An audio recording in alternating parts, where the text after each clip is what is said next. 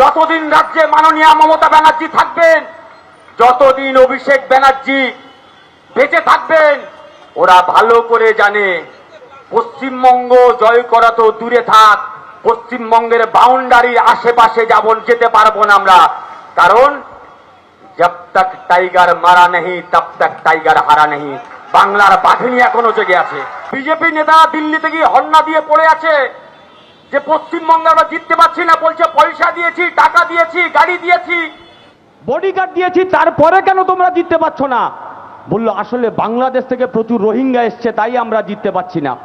সেই জন্য নির্বাচন কমিশনকে পাঠানো হলো, পশ্চিমবঙ্গে যাও, বেছে বেছে নাম কেটে দাও। যারা তৃণমূল কংগ্রেসের সমর্থন করে, যে মহিলারা সমর্থন করে, তারা আদিবাসী হতে পারে, তারা এসসি হতে পারে, এসটি হতে পারে, তারা মুসলমান হতে পারে, তারা মহিলা হতে পারে, তাদের নাম রাতারাতি কেটে বাদ দিয়ে দাও। ওই জন্য নাম দিয়েছে আমাদের রাজ্যের আমাদের নেত্রী, তিনি বারবার করে বলছেন ভ্যানিশ কুমার। এই ভ্যানিশ কুমার যতই চেষ্টা করুক, তৃণমূল কংগ্রেসকে ভ্যানিশ করতে পারবে না। কিন্তু 26-এর পরে গ্যারান্টি দিয়ে বলে যাচ্ছি, পশ্চিমবঙ্গের মাটিতে এই বাংলার মানুষ পদ্ম ফুলকে ভ্যানিশ করে দেবে ভোট বাক্সে। তার জন্য বাংলার মানুষ তৈরি হচ্ছে। কি অদ্ভুত বিষয়! স্লোগান তোলা হচ্ছে হিন্দি হিন্দু হিন্দুস্তান, মুসলিম যাও পাকিস্তান, আর সেই স্লোগানকে স্ট্যাম্প মারছে নির্বাচন কমিশন। যদি বিশ্বাস না হয়, আসুন ভারতবর্ষকে ঘুরে যান, আমাদের পশ্চিমবঙ্গে আসুন, এইখান থেকে হাওড়া স্টেশন, হাওড়াতে গিয়ে ট্রেনে উঠুন। যে হকার আপনাকে চা দিতে আসবে, আপনার সঙ্গে বাংলায় কথা বলবে। আপনি তাকে জিজ্ঞেস করবেন বাংলা ভাষায় যে ভাই তোমার উপাস্য দেবতা বা দেবীর নাম কি? হকার বাংলায় বলবে আমার উপাস্য দেবতা বা দেবীর নাম হচ্ছে মা দুর্গা অথবা মা কালী। ট্রেনটা কিছুক্ষণ পর চলে যাবে উড়িষ্যাতে, হকারের ভাষা বাংলা থেকে হয়ে যাবে উড়িয়া, উপাস্য দেবতা হয়ে যাবে জগন্নাথ দেব।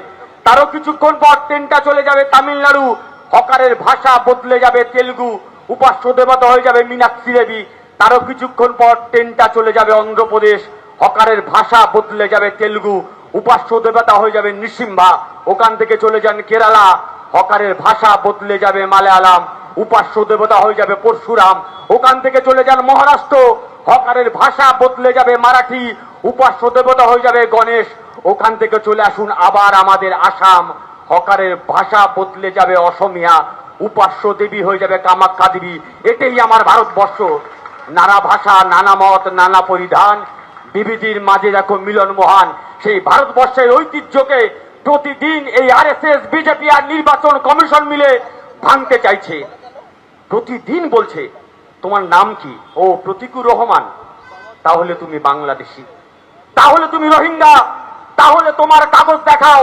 আমরা কান খুলে শুনে রেখে দিন, নেত্রী পেছনে বসে আছে বলে বলবার সাহস পাচ্ছি। কান খুলে শুনে রেখে দিন, যেদিন ভারত ভাগ হয়েছিল আর ওই পাশ থেকে পাকিস্তানের জিন্না যখন এই ভারতবর্ষের মুসলমানদের দিকে তাকিয়ে বলেছিল, হে ভারতবর্ষের মুসলমানরা তোমরা পাকিস্তানে এসো, তোমাদের জন্য আলাদা দেশ করেছি, তখন আমাদের বাপ ঠাকুর দ্বারা ওই জিন্নার চোখে চোখ রেখে বলেছিল, লাঠি মারি তোর পাকিস্তানকে, এই দেশ আমার, এই জমিন আমার। এই ভারতবর্ষের মাটিতে আরএসএস, বিজেপি ওয়ালারা, ব্রিটিশের দালালি করা ওয়ালারা, কান খুলে শুনে রেখে দাও, এই ভারতবর্ষের সংখ্যালঘুরা বাই চান্স ইন্ডিয়ান নয়, বাই চয়েস ইন্ডিয়ান। তাই তোমরাকে তোমাদেরকে কাগজ দেখাবো। তাই আমাদের সামনে এই কঠিন লড়াই, এই লড়াই আমাদেরকে লড়তে হবে।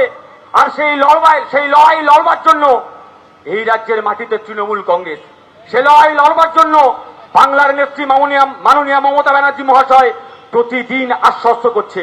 এবিপি আনন্দ, এগিয়ে থাকে, এগিয়ে রাখে।